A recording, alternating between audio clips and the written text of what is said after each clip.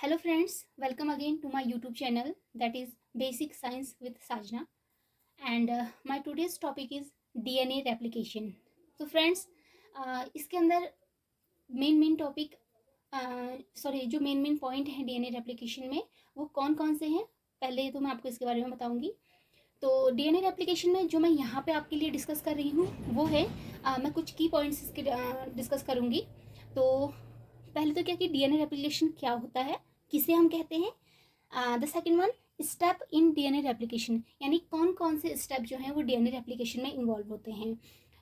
And the most important that is enzymes, that means which enzyme are required for the replication procedure, यानी कौन कौन से enzyme इसमें involve होते हैं। एंड जो इसका डायग्रामेटिक रिप्रेजेंटेशन है वो भी मैं आपको इसके बाद दूंगी। तो आइए स्टार्ट करते हैं डीएनए रेप्लिकेशन।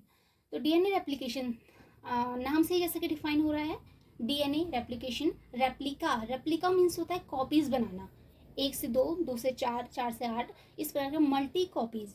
तो डीएनए रेप्लिकेशन ये डिफाइन करता है that is the self duplication of DNA, यानी डीएनए का खुद से ही डुप्लीकेशन होना, यानी 2 से 4, 4 से 8 इस प्रकार से कॉपीज बनना, उसे ही हम कहते हैं डीएनए रेप्लिकेशन। रेप्लिकेशन जो वर्ड है इसका मतलब सबसे पहले आप समझ जाएं कि कॉपी बनाना। ठीक है, तो सिंपल टर्म में हम इसको यही बोलेंगे तो इजीली, जिससे कि आप इसको समझ जाएंगे।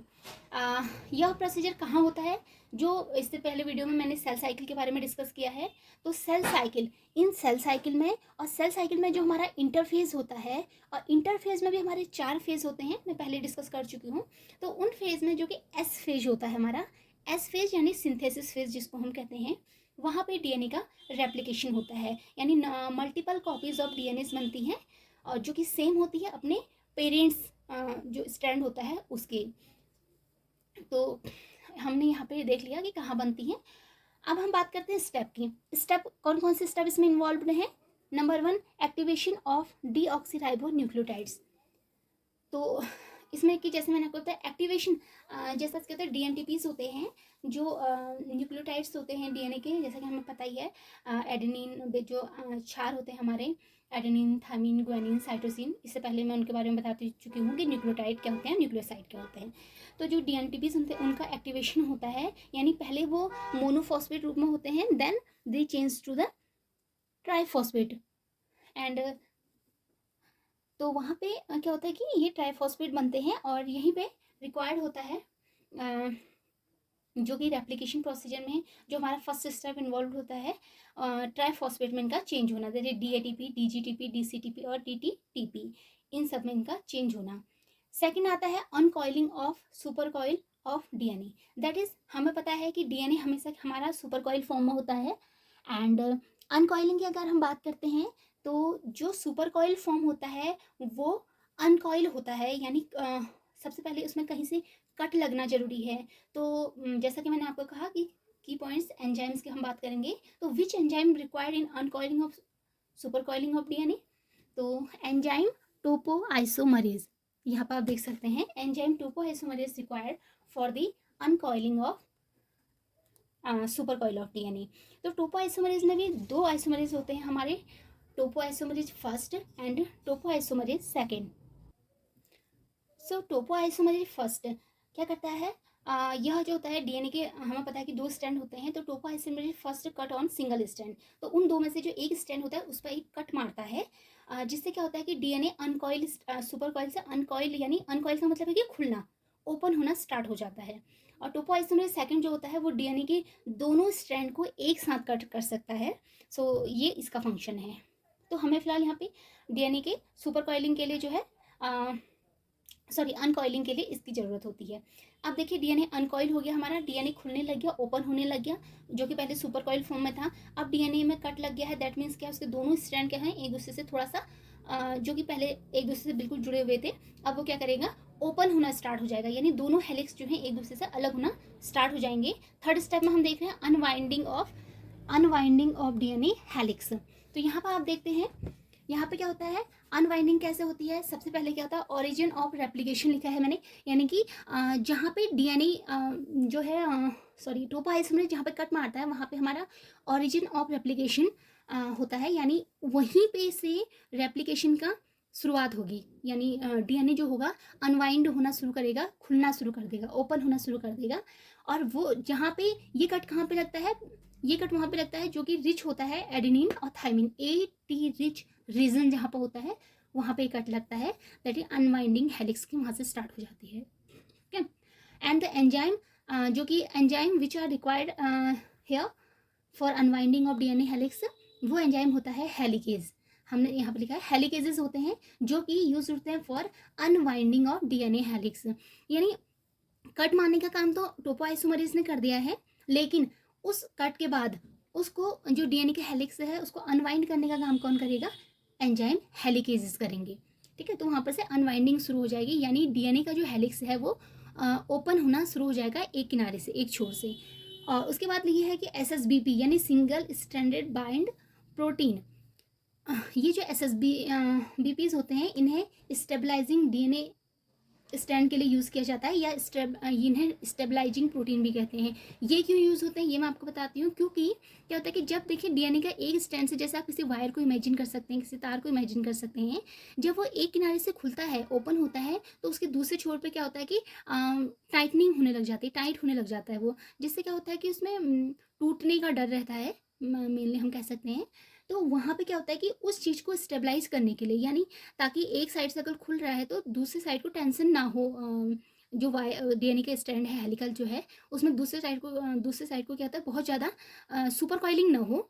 इस वजह से क्या होता है उस चीज़ को स्टेबलाइज करने का काम कौन करता है, एसएसबीपीज करते हैं। फोर्थ पॉइंट हमारा आता है फॉर्मेशन ऑफ आरएनए प्राइमर। अभी क्या हो गया, देखिए अनवाइंडिंग हो गया, आपका हेलिक्स खुलने लग गए, हेलिक्स खुल गए, उसके बाद क्या होगा, आप जब हेलिक्स के किनारे से ओपन होना स्टार्ट कर रहे हैं तो वहाँ पे क्या होगा, आरएनए प्राइमर की सिंथेसिस होने लग जाएगी। यानी जो हमने बात करी थी ऊपर, क्या बनते हैं हमारे डीएनटीपीज बनते हैं, यानी एन का मतलब यहाँ डीएनटीपी का मतलब डीऑक्सी न्यूक्लियोटाइड जो होता है ट्राइफॉस्फेट, वो बनते हैं। तो वो क्या होते हैं, जो न्यूक्लियोटाइड्स होते हैं वो क्या कर रहे हैं यहाँ पे फॉर्मेशन में, यानी उस हेलिक्स में जहाँ से कट लगा है वहाँ से जुड़ना शुरू हो जाते हैं। और जब वो जुड़ना शुरू होता है तो आरएनए प्राइमर की सिंथेसिस होने लग जाती है एक किनारे से। अब आरएनए प्राइमर की अगर सिंथेसिस हो रही है तो वहाँ पे एंजाइम्स रिक्वायर्ड होंगे, और एंजाइम जो रिक्वायर्ड होता है दैट इज आरएनए पॉलीमरेज या डीएनए प्राइमेज एंजाइम भी इसको हम कहते हैं। देखिए आरएनए पॉलीमरेज और डीएनए प्राइमेज दोनों एक ही एंजाइम है। क्यों, क्योंकि यहाँ पे इस एंजाइम, ये एंजाइम क्या करता है, यह एंजाइम क्या करेगा, डीएनए प्राइमेज यानी डीएनए का जो डॉटर स्ट्रैंड बन रहा है अपनी पेरेंट स्ट्रैंड के जस्ट फ्रंट में, तो उसके लिए क्या होता है डीएनए प्राइमेज यानी उसको स्टार्ट कर रहा है वो, तो न्यूक्लियोटाइड जुड़ना क्या हो गए, शुरू हो गए यहाँ पर से। So the fifth point is formation of new DNA chain, यानी कि अभी जब हमारे न्यूक्लियोटाइड जुड़ गए हैं उसके बाद क्या होगा कि नई जो डीएनए चेन है या ना न्यू डीएनए जो स्ट्रैंड है उसका फॉर्मेशन होगा। न्यूक्लियोटाइड जो है एक के बाद एक क्रम में लगेंगे और न्यू जो डॉटर स्ट्रैंड बन जाएगा। और यहाँ पे जो न्यूक्लियोटाइड जो चेन को लंबी करेगा यानी चेन को आगे को बढ़ाते जाएगा वो एंजाइम होगा डीएनए पॉलीमरेज, उसका यहाँ पे यूज़ होता है। उसके बाद हम डायग्राम के थ्रू भी देख सकते हैं। यहाँ पे देखिए जो कि हमारा पेरेंट स्ट्रैंड है और सबसे पहले जो है यहाँ पे डीएनए, सबसे पहले जो है यहाँ पे, तो यहाँ पे सबसे पहले जो होता है फॉर्क का निर्माण होता है, दैट इज रेप्लिकेशन फॉर्क। और ओरिजिन यहाँ पे लिखा है that is replication of origin, जो रेप्लिकेशन स्टार्ट होगा वो इसी पॉइंट से स्टार्ट होगा, यानी जो कट लगा होगा टोपोआइसोमरेज के थ्रू वो यहीं पे लगा होगा। इसके बाद क्या होता है कि हमारे सेकंड पॉइंट में आप देख सकते हैं कि इस प्रकार से जो हेलिकेज होता है उसका काम होता है अनवाइंडिंग करता है, डीएनए के जो हेलिक्स हैं उनको ओपन करना। तो इस प्रकार से क्या होता है कि दोनों चेन क्या होते हैं ओपन होते रहते हैं। और यहाँ पे देखिए 3 प्राइम एंड से, क्योंकि सिंथेसिस जो होती है हमारी हमेशा 3 प्राइम एंड से स्टार्ट होती है, बिकॉज जो प्राइमर का या न्यू स्ट्रैंड का जो फॉर्मेशन होता है वो always 5 prime to 3 prime end में होता है, यानी जो नया स्ट्रैंड बनेगा वो 5 प्राइम से 3 प्राइम को बनेगा। इस प्रकार से 3 प्राइम से हमारे क्या होता है आरएनए प्राइमर जुड़ने स्टार्ट हो जाते हैं, न्यूक्लियोटाइड्स जुड़ने स्टार्ट हो जाते हैं, यानी हमेशा ए के सामने टी, सी के सामने जी, इस प्रकार से जो है जुड़ेंगे। और नेक्स्ट स्टेप में हम देखते हैं यहाँ पे देखिए जितना जितना क्या हो रहा है, हमारा हेलिक्स ओपन होते जा रहा है, उतना ही पीछे से क्या हो रहे हैं, डीएनए स्ट्रैंड भी, सॉरी, उतने ही न्यूक्लियोटाइड्स भी जुड़ते रह रहे हैं। और न्यूक्लियोटाइड्स में जो कि सतत होता है, सतत यानी कंटिन्यूस जो स्ट्रैंड होता है उसे हम लीडिंग स्ट्रैंड, और जो इस प्रकार से जो कि कट कट वाले स्ट्रैंड होते हैं, जिन्हें हम ओकाजाकी फ्रैगमेंट भी कहते हैं, इन्हें हम लैगिंग स्ट्रैंड कहते हैं। और सिंथेसिस हमेशा जो है 5 प्राइम टू 3 प्राइम एंड की ओर होगी, जैसा कि मैं आपको पहले ही बोल चुकी हूँ। और यहाँ पे आप देखिए डी में हम देखते हैं कि जो हमारा हेलिक्स है वो इतना अनवाइंड हो चुका है, और उसी के साथ साथ क्या हो रहे हैं कि जो प्राइमेज है वो भी जुड़ते जा रहे हैं, यानी स्ट्रैंड का निर्माण कर रहे हैं।